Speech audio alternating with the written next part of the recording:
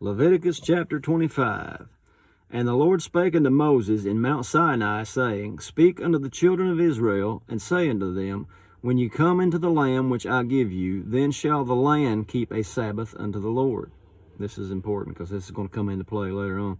6 years thou shalt sow thy field, and 6 years you shall prune thy vineyard, and gather in the fruit thereof. But in the 7th year shall be a Sabbath of rest unto the land, a Sabbath for the Lord. Thou shalt neither sow thy field nor prune thy vineyard. That which grows of its own accord of thy harvest thou shalt not reap, neither gather the grapes of thy vine undressed, for it is a year of rest unto the land. And the Sabbath of the land shall be meat for you, for thee and for thy servant, and for thy maid, and for thy hired servant, and for the stranger that sojourns with you, and for the cattle, and for the beasts that are in thy land, shall all the increase thereof be meat. So sow your land 6 years, on the 7th year let it rest. The reason I brought that up is because there comes a point when they quit doing that, and they do it for like 70 years, or 70 Sabbaths, or whatever. Anyway, one of the punishments is when Nebuchadnezzar comes and takes them away into Babylon, and they got to stay there for 70 years to repay for all this stuff that they failed to do. That was part of it. Now, there's a lot more to that, but that was part of it. Anyway, it talks about the year of Jubilee. And thou shalt number 7 Sabbaths of years unto thee, 7 times 7 years, and the space of the 7th Sabbaths of years shall be unto thee 49 years. Then shalt thou cause the trumpet of the Jubilee to sound on the 10th day of the 7th month. In the day of atonement shall ye make the trumpet sound throughout all the land. And ye shall hallow the 50th year, and proclaim liberty throughout all the land unto the inhabitants thereof. It shall be a jubilee unto you, and ye shall return every man unto his possession, and ye shall return every man unto his family. Freedom. Liberty. And I've heard them say that, when Jesus stands up in the synagogue and reads from Isaiah 61, says, The Spirit of the Lord is upon me, I've come to preach the good news, to set the captives at liberty. They say when he did that, that was a Jubilee year too. Of course, we know he's setting us free from sin, but he did that. That was part of it too. It was a Jubilee to set the captives at liberty. He says, The Jubilee shall be the 50th year unto you. You shall not sow, neither reap that which grows of itself in it, nor gather the grapes in it of thy vine undressed, for it is the Jubilee. It shall be holy unto you. You shall eat the increase thereof out of the field. In the year of this Jubilee you shall return every man unto his possession. And if thou sell aught unto thy neighbor, or buy aught of thy neighbor's hand, you shall not oppress one another. According to the number of years after the Jubilee thou shalt buy of thy neighbor, and according unto the number of years of the fruits he shall sell unto thee. According to the multitude of years thou shalt increase the price thereof, and according to the fewness of years thou shalt diminish the price thereof. For according to the number of the years of the fruits doth he sell unto thee.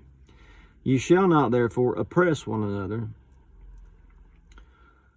I think he's trying to say, don't get real close to that 50th year and start changing, trying to get more out of it, so to speak. That's why he's saying don't oppress one another, as we would tend to do in the natural. I just got like 2 more years to the Jubilee. I got to get all I can these 2, No, he says don't do that. Don't oppress one another. He says, For I am the Lord your God. Wherefore ye shall do my statutes, and keep my judgments, and do them, and ye shall dwell in the land in safety. And the land shall yield her fruit, and ye shall eat your fill, and dwell therein in safety. And if ye shall say, What shall we eat the 7th year?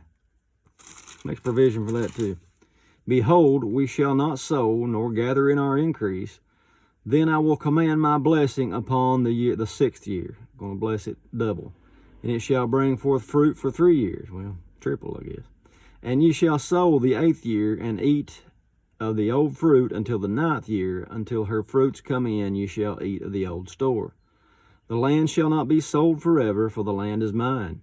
For you are strangers and sojourners with me.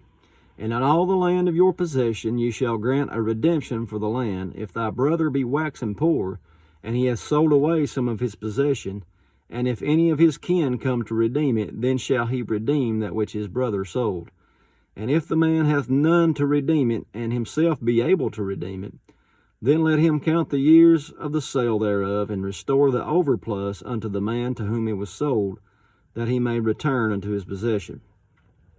But if he be not able to restore it to him, then that which is sold shall remain in the hand of him that hath bought it until the year of Jubilee. And in the Jubilee it shall go out, and he shall return to his possession. And if a man sell a dwelling house in a walled city, then he may redeem it within a whole year after it is sold. Within a full year may he redeem it. And if it be not redeemed within the space of a full year, then the house that is in the walled city shall be established forever to him that bought it throughout his generations. It shall not go out in the Jubilee.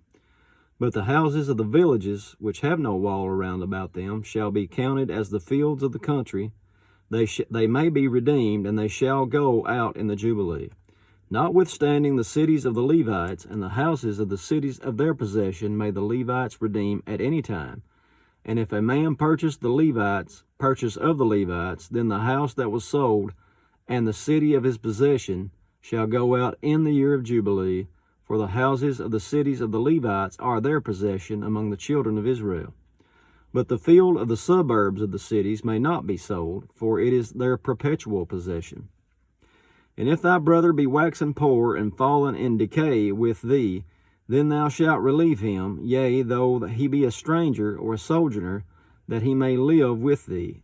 Take thou no usury of him, or increase, but fear thy God, that thy brother may live with thee. Thou shalt not give him thy money upon usury, nor lend him thy victuals for increase. Again, usury's interest. Don't charge them interest. It says, I am the Lord your God, which brought you forth out of the land of Egypt, to give you the land of Canaan, and to be your God. And if your brother that dwells with you be waxen poor, and be sold unto you, thou shalt not compel him to serve as a bondservant, but as a hired servant, and a sojourner. He shall be with you, and shall serve you unto the year of Jubilee. And then shall he depart from you, both he and his children with him, and shall return to his own family, and to his possession of his father shall he return. For they are my servants, which I brought forth out of the land of Egypt. They shall not be sold as bondmen. Remember, we went through this before. I think I said bondservant. It's really hired servant. You treat the Israelites when you buy them. They're not slaves. They're just hired servants, employees, really. Trying to pay off their debt, because they got poor and they can't afford, so you take them in. You don't treat them like slaves. You don't treat them like bondservants. You treat them like hired servants. I think I left that out the time before. Anyway, he says, thou shalt not rule over him with rigor, but shalt fear thy God.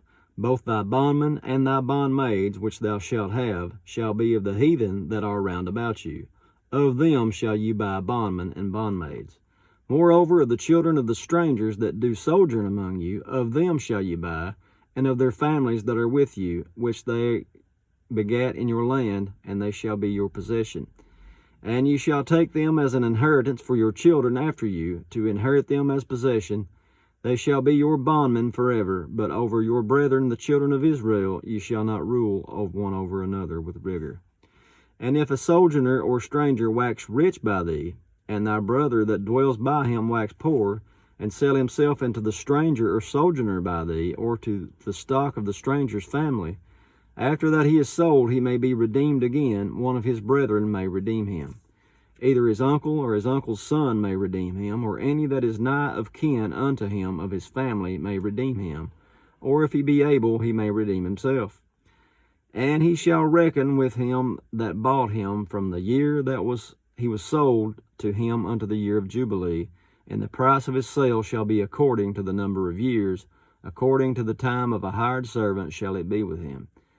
If there be yet many years behind, according to them, he shall give again the price of his redemption out of the money that he was bought for. And if there remain but few years unto the year of Jubilee, then he shall count with him, and according unto his years shall he give him again the price of his redemption. And as a yearly hired servant shall he be with him, and the other shall not rule with rigor over him in thy sight. And if he be not redeemed in these years, then he shall go out in the year of Jubilee, both he and his children with him. And unto me, the children of Israel, are servants. They are my servants whom I brought forth out of the land of Egypt. I am the Lord your God. That's 25. Hopefully we'll see you in the morning. God bless.